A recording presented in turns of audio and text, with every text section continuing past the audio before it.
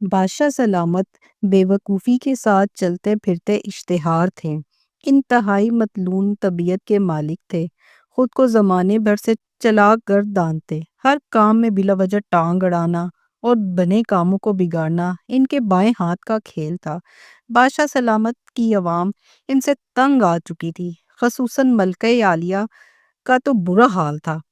اس کا دل کرتا تھا کہ وہ بادشاہ سلامت کو کسی بچے کی طرح سزا دے، خصوصاً اس کی خواہش تھی کہ ماں بدولت کے لمبے کانوں کو کھینچ کر اور لمبا کر دیں، مگر یہ خواہش پوری کرنے کی اس نے کبھی جسارت نہیں کی کہ مبادا بادشاہ سلامت ناراض ہو کر حکم صادر نہ فرما دیں کہ ملکہ عالیہ کا سر قلم کر دیا جائے۔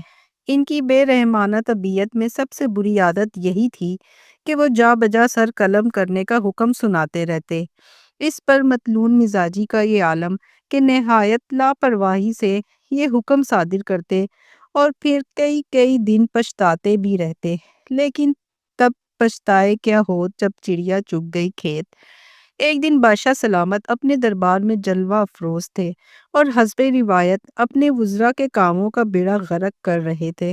وزراء نہایت غور و خوض کے بعد جو بھی سفارشات پیش کرتے تھے، بادشاہ سلامت ان کی تمام تجاویز کو بڑے شدت و مت سے مسترد کر دیتے تھے۔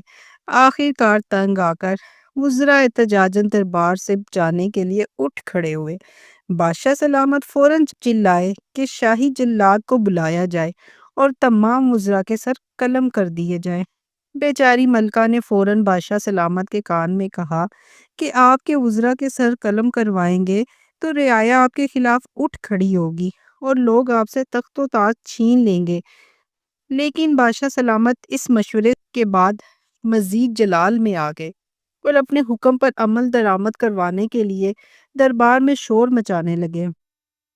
اس بار ملکہ نے زیادہ سخت لہجے میں بادشاہ سلامت کو سمجھایا کہ اگر وہ سب لوگوں کے سر قلم کروا دے گا تو کیا مردوں پر حکومت کرے گا۔